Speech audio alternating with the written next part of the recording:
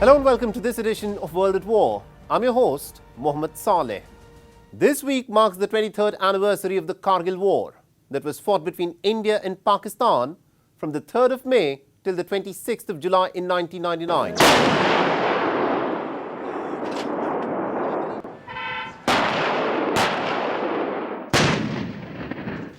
What sparked this war was the infiltration of the Pakistani troops of the 12th Northern Light Infantry and the Elite Special Services Group, disguised as militants, onto the Indian side of the LOC. According to General Ved Malik, the then Chief of Army Staff, the bulk of the infiltration took place in April. For a variety of reasons, including cover fire by the Pakistani forces, which acted as a decoy, the Pakistani infiltration into the Indian territory was not immediately detected. Through overt and covert means, Pakistan in a matter of weeks managed to set up positions on as many as 132 different vantage points. The infiltration was first detected by a local shepherd who alerted the Indian patrol team led by Captain Saurabh Kalia, who was ambushed. The Indian government responded with Operation Vijay. The nature of the terrain made the counter-operation extremely challenging. About 30,000 Indian soldiers were pressed into the military operation at the Kargil Dras sector. But Indian soldiers at the beginning of the war started at a disadvantage. The Pakistani intruders had occupied positions on higher ground. The Indian Air Force launched Operation Safed Sagar. They had strict instructions by the then Indian Prime Minister Atal Bihari Vajpayee not to cross the line of control under any circumstance. This was the first time that an air war was being fought at such a high altitude anywhere on the globe. The high altitude meant a rarefied atmosphere, which affected the trajectories of the shells and the missiles that were fired. There was virtually no opposition by the Pakistani Air Force, as Pakistan officially began this conflict by denying its involvement. The entire operation is said to have been orchestrated by Pervez Musharraf, the then Chief of Army Staff of Pakistan, in collusion with 3 other top generals, without the then Pakistani Prime Minister Nawaz Sharif even being aware of these nefarious designs. The Indian Air Force's precision strikes cut off the supply lines of the Pakistani forces. In a devastating airstrike on Pakistan's Northern Light Infantry camp, 2 Mirage fighter jets of the IAF inflicted 300 casualties in a matter of minutes. As part of Operation Talwar, the Indian naval forces of the Western and the Eastern fleets converged in the Northern Arabian Sea in preparation to blockade the Pakistani ports to cut off the supply routes to Pakistan. At the time, Islamabad reportedly was left with fuel for just 6 days. The turning point in the war came on the 4th of July, when the Indian forces captured the strategically important Tiger Hills. The Indian tricolour fluttering atop the Tiger Hills at an elevation of 5,307 meters became the symbol of victory in this conflict. International pressure and crippling losses on the battlefield forced Pakistan to withdraw. Defeated, General Musharraf was left licking his wounds. And each year, India celebrates the 26th of July as the Kargil Vijay Divas.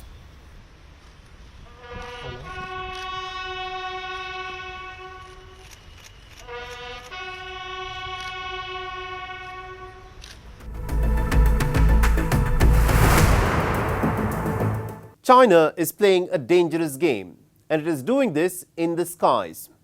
Several Chinese fighter jets, including the J-11 air superiority fighter, flew close to the line of actual control, in violation of the 10-kilometer no-fly zone that has been agreed by the two sides as part of the confidence-building measures since the Galwan clash in 2020.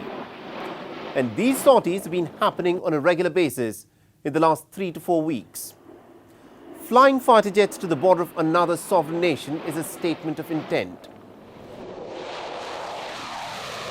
According to military experts, the reason the Chinese Air Force is resorting to these tactics is to probe the preparedness of India's defense systems. So how is India responding to the Chinese provocation? The air activity across the LAC is being continuously monitored by all of us. Whenever we find that the Chinese aircraft or the RPAs are coming a little too close to the LAC, we take appropriate measures by scrambling our fighters or putting our systems on higher alert.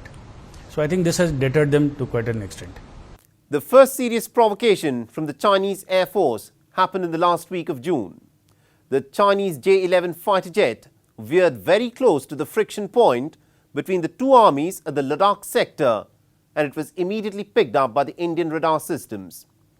India responded in a calibrated manner to ensure that there was no further escalation. And since then, there have been several provocative forays by the Chinese Air Force before and even after the 16th round of Corps Commander level talks. These reckless acts of provocation have happened at a time when China is presently conducting military drills involving its fighter jets and also its air defense weaponry. In the last 2 years, China has immensely upgraded its major airfields of Hotan, Kashgar, Shigatse and Gargunsa. It also built extended runways, hardened shelters and fuel storage facilities for additional fighter jets, bombers, reconnaissance aircrafts and unmanned aerial vehicles at positions that are said to be very close to the Indian territory. Interestingly, China has also deployed 2 batteries of the S-400 anti-aircraft missile systems. India, for its part, has mirrored the Chinese build-up.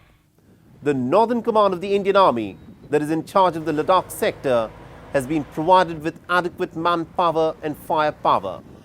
The Western Air Command of the Indian Air Force, in charge of the region, has been equipped with all assets, including a full squadron of 18 Rafale fighter jets that have been stationed at the Ambala Air Base to take any threat head-on. India has also deployed the S-400 surface-to-air missiles. By 2023, India is slated to get all 5 squadrons of the highly automated S-400 missile systems.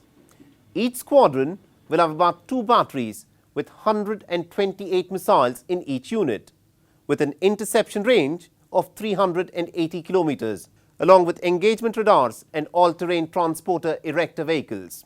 The Chinese policy of dealing with border disputes has been that of creeping forward till it is challenged and halted in its tracks. In the last 2 years, the Indian and the Chinese soldiers have been locked in an eyeball-to-eyeball confrontation. The India-China border, which had remained quiet for over 4 decades, erupted in clashes at the Galwan Valley on the 15th of June in 2020. But it wasn't guns or other modern weapons that were used in this clash.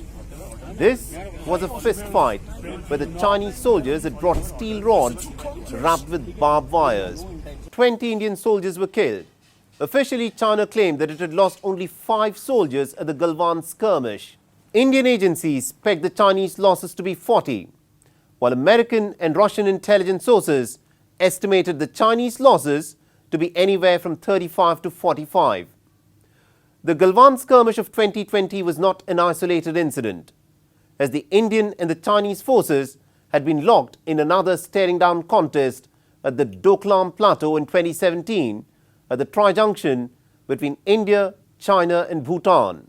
This video of the Indian and the Chinese soldiers engaging in fisticuffs at the Pangong Tso went viral in 2017.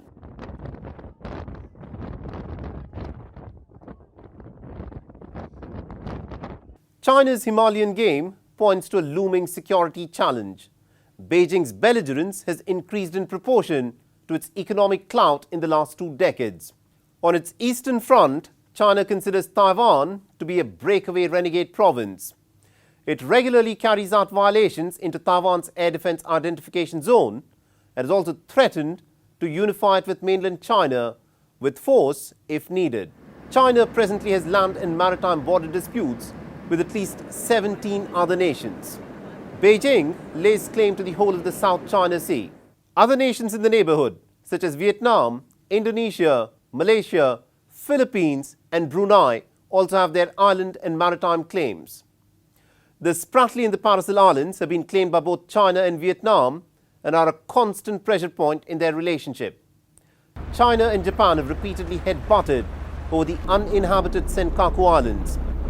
Even with Nepal, there are reports of China trespassing and building encroachments in the Humla district.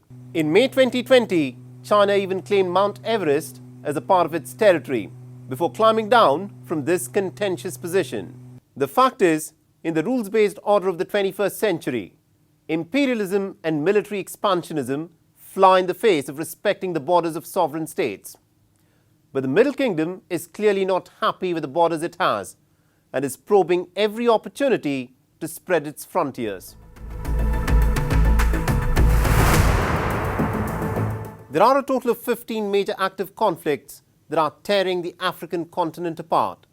So let's try and decode some of the biggest simmering war zones.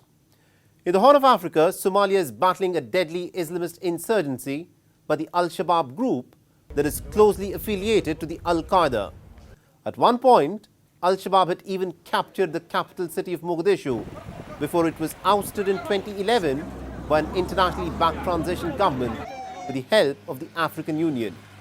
Even today, Al-Shabaab is said to have at least about 12,000 fighters in its ranks and controls large swathes of territory in the rural parts of Somalia. In Ethiopia, the Abiy Ahmed government is fighting a deadly civil war with the Tigrayan forces that has now dragged on since 2020. In Sudan, the decades-old Darfur crisis has come alive again. And according to estimates, at least about 84,000 people have been driven out from their homes after coming under attack by the tribal militia. Besides Darfur, the Blue Nile state has been rocked by tribal clashes.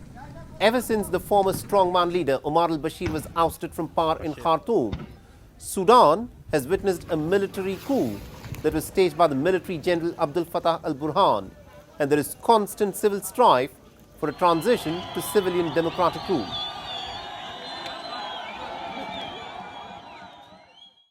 In the Maghreb region of Africa, Libya has witnessed two civil wars, one after another, after leader Muammar Gaddafi was deposed as the NATO forces intervened on the side of the anti-Gaddafi forces in the Arab Spring of 2011. Since then, Libya has witnessed constant violence, with different factions backed by foreign forces that have tried to control the country from their strongholds in Tripoli, Benghazi and Tobruk.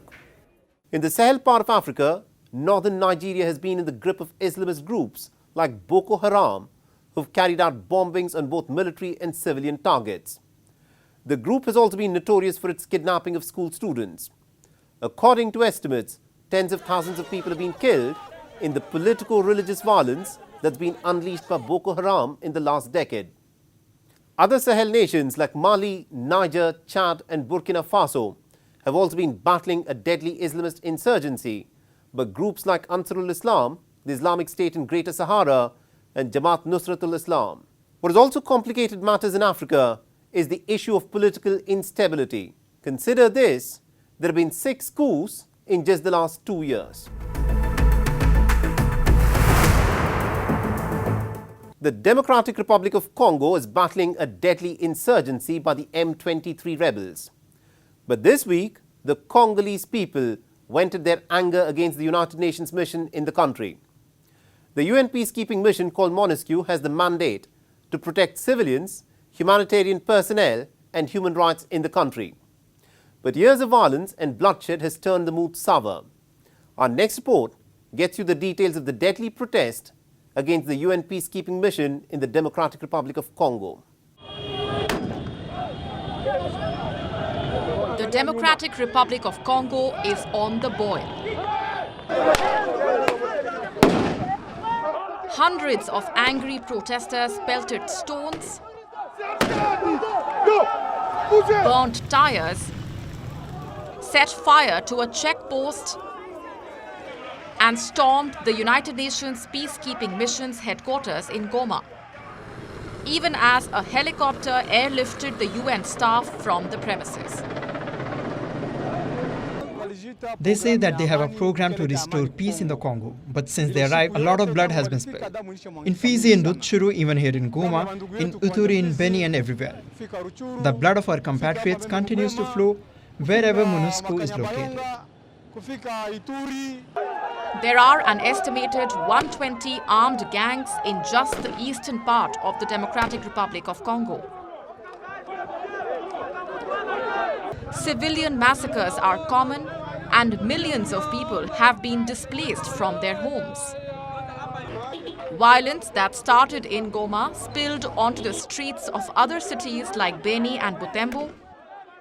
According to reports that have come in, at least 15 people have been killed so far. including 2 international policemen from India and 1 peacekeeper from Morocco. These protests have erupted in the aftermath of the escalating clashes between the M23 rebels and the Congolese troops. When they go home, we are going to take care of things ourselves.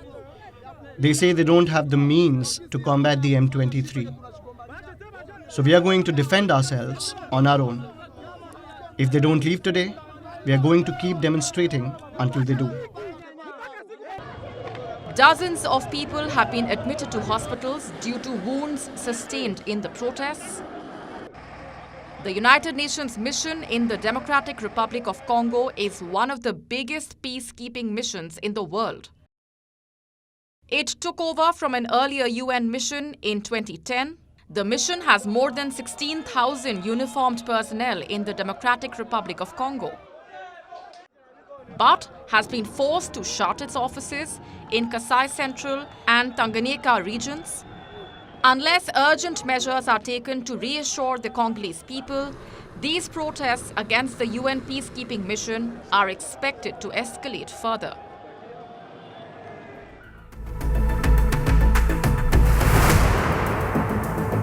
Military coups, repressive regimes, crippling poverty and ethnic strife. This appears to be a recurring theme in the history of Myanmar. A troubled history where bloody coups and stifling of opposition voices by violent means appears to be the norm. The military coup of February 2021 dashed any hopes of democratic reforms, and the country has since then been simmering, and the recent developments have only exacerbated the already precarious situation.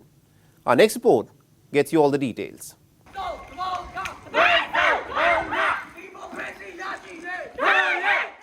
Striking a defiant tone, a handful of masked and anonymous protesters descended onto the streets of Yangon. The protest was targeted at the ruling military junta for the execution of 4 democracy activists. Risking arrest, these dozen-odd protesters displayed a banner that read, "We will never be frightened," and chanted the names of the 4 executed activists before dispersing and running off.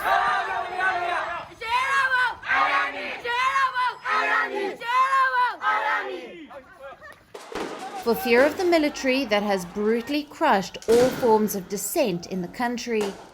The 4 men executed by the military junta were opposition political leaders and rights activists.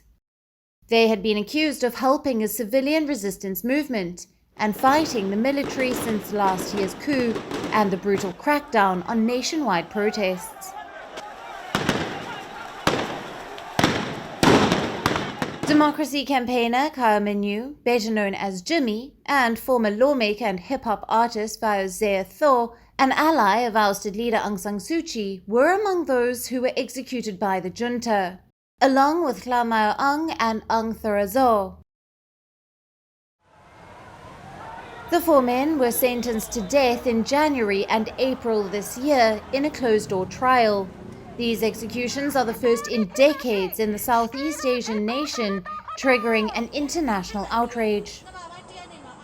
We underscore that with the escalating violence, with these horrific atrocities that the junta has carried out, there can be no business as usual with this regime. We urge all countries to ban the sale of military equipment to Burma, to refrain from lending the regime any degree of international credibility, and we call on ASEAN to maintain its important precedent, only allowing Burmese non-political representation at regional events. In neighboring Thailand, hundreds of Myanmarese people facing persecution who had earlier fled into the neighboring nation shouted slogans and called for justice in front of the Myanmar embassy in Bangkok. But the military junta has chosen to defend the death sentences to the dissenters despite the international outcry. On their crimes, they deserve the death sentence repeatedly, many times compared to other death sentences. History is replete with chapters of authoritarian regimes usurping power and unleashing a bloodbath against any opposition. And the military junta has now begun a new chapter by handing out death sentences to dissenters.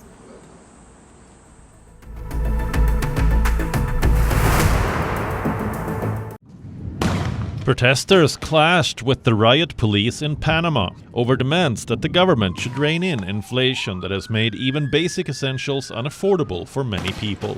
The protesters want the government to impose a cap on the price of food items and fuel.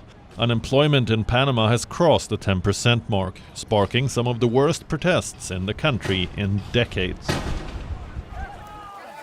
A 16-year-old Palestinian boy was shot dead by an Israeli soldier during a confrontation near a Jewish settlement in occupied West Bank, east of Ramallah. The Palestinian Foreign Ministry has condemned the teenager's killing as an execution, while the Israeli military said that its troops fired to disperse hundreds of Palestinians who had burned tires and hurled rocks at a road leading to Kochav Hashashar settlement. North Korean leader Kim Jong-un said that Pyongyang is ready to mobilize its nuclear deterrent. According to the North Korean state media, Kim Jong-un made the comment while speaking at a Korean War anniversary event. The comment has come at a time when the United States has sounded an alarm that Pyongyang is prepared for a 7th nuclear test at its Punggye-ri nuclear test site. The deadly gang wars around the capital city of Port-au-Prince in Haiti shows no signs of abating. According to the United Nations, more than 471 people have now been killed, and about 140 houses have been destroyed or burnt down. The gunmen also set a church on fire, as a state of complete lawlessness prevailed, as the criminal gangs G9 and G-PEP have been fighting a bitter turf war for the control of Cité Soleil and Port-au-Prince. The big political leaders who make the decisions of war and peace almost never end up paying the price of war, because the price of war is always paid by the common people. The people who get uprooted from their homes, people who get bombed out of their existence due to no fault of theirs, old mothers and fathers who wait for their son to return home, of young women who turn into widows before their time, of children who would have to grow up without their fathers around them. As Franklin Roosevelt said, war is about old men talking and young men dying. Now, like we've said many times before on this show, there is no glory in war. There's only loss, pain, and suffering. But in the conclusion of our show, I want to leave you with this rare happy image from a war zone. 3 young kids from Ukraine hadn't seen their father in weeks, as he'd been posted to the front lines to fight against Russia. And this is how they welcomed him once he returned home.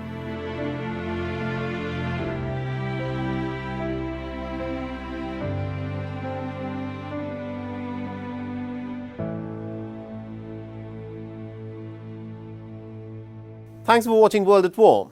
And if you want to reach out to me with any comments, suggestions or feedback, you can do so by reaching out to me on the Twitter handle that you see on your screens. I'm your host Mohammed Saleh. Thanks for tuning in.